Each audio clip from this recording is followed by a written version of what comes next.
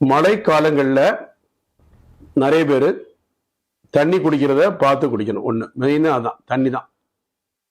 மழை தண்ணி அதில் காவா தண்ணி ரெண்டும் கலந்து வருது வச்சுங்க, காலை உள்ள வைக்கிறோம், தோல் நோய் வந்துடும், ஸ்கின் சோரியாசிஸு, கரப்பான், அலர்ஜி, இந்த மாதிரி பிரச்சனை வந்துடும். அதனால கவனமாக இருக்கணும்.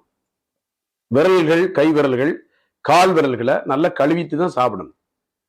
காலையும் நல்லா கழுவிடணும், விரல்கள் எல்லாம் கழுவணும். விரல் இடுக்குகள்ல, இந்த விரல் இடுக்குகள்ல சார் இந்த கொரோனா டைம்ல நிறைய பேர் அதுக்காக தான் நிறைய ஹேண்ட் வாஷ் போட்டு நிறைய விளம்பரங்கள்லாம் பண்ணாங்க.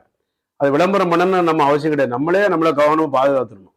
தொந்தரவு வந்த பிறகு ஐயோ அம்மா அப்பான்னு அதை விட காய்ச்சல், தலைவலி, தும்மல், இருமல், சளி, கக்குவான் இருமல், அடுத்த பிராங்கைடிசிஸ், அக்யூட் பிராங்கைடிஸ், கிரானிக் பிராங்கைடிசிஸ், அப்புறம் ஆஸ்துமா, இந்த மாதிரி பிரச்சனைகள் மழை காலங்களில் பனிக்காலம் வரக்கூடிய சீசனல் டிசீஸ், அதாவது பருவகால நோய்கள் இது பேர். அதனால இப்போ கவனமா இருக்கணும்.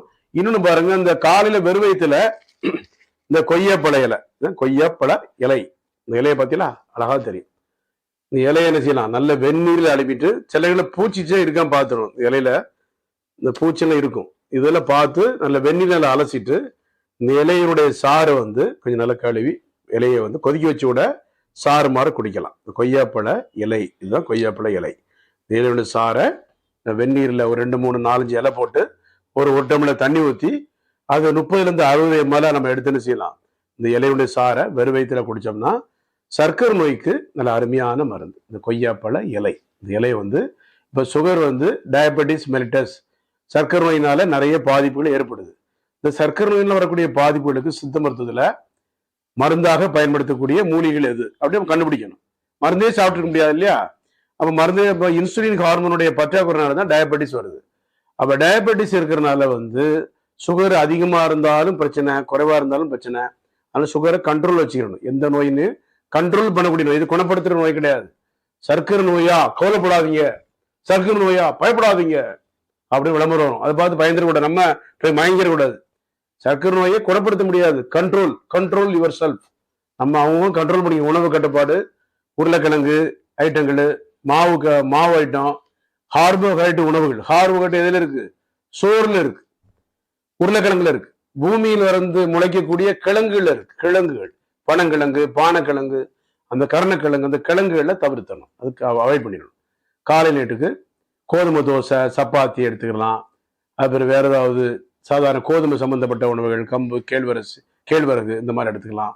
மத்தியானம் ரைஸ், ஒரு கப் ரைஸ் எடுத்துட்டு வயசுக்கு ஏற்றா போல காய்கறிகள் நிறைய சேர்த்துக்கணும்.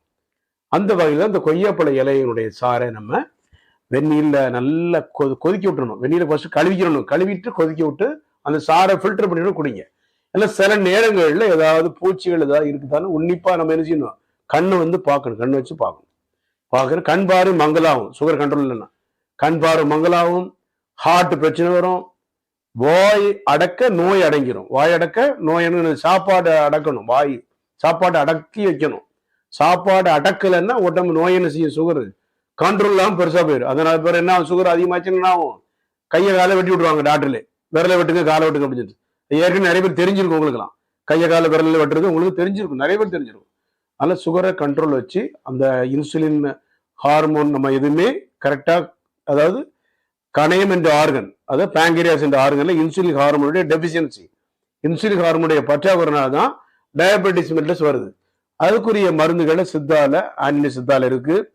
அது நீங்க கொஞ்ச நாள் என்ன செய்யணும், நம்ம உணவா நம்ம போயிடணும். மருந்துகளை ஒரு 900 ரூபாய் 950 தான் வரும் மாசம் மருந்து கட்டணும். நம்ம சர்க்கரை நோய்க்கூடிய மருந்துகளை மாசம் நீங்க வர முடியலாட்டி கூட பரிசோதனை பண்ணி 35 வயசு, 40 வயசு, 45 வயசு, 25 வயசு, சின்ன வயசு ஆட்களுக்கு கூட சர்க்கரை நோய் வந்துருது. பள்ளி மாணவர்களுக்கு, கல்லூரி மாணவர்களுக்கு, வேலை பார்க்கக்கூடிய பெண்கள், ஆண்கள், அனைத்து பேருக்கு வருது சர்க்கரை நோய். அதனால இவங்களுக்கு தான் அவங்களுக்கு தான் கிடையாது, எல்லாம் நிறைய பேருக்கு.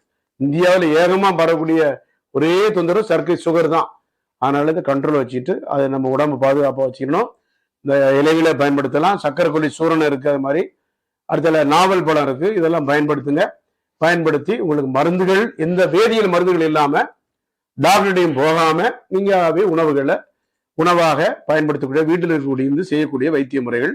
இன்னொரு நேரில் சந்திப்போம். நன்றி, வணக்கம். Doctor J Johnson, BSMS, 14/15 Akbarabad 2வது 98410 59194 98410 6994. மீண்டும் ஒரு நேரம் சந்திப்போம். நன்றி, வணக்கம். St. Anthony Siddha Medical Center, number 14/15, Akbarabad 2nd Street, Kodambakam, Chennai 24. Sri Raghavendra Kalyana Mandapam backside, mobile 98410 59194, 98410 69194.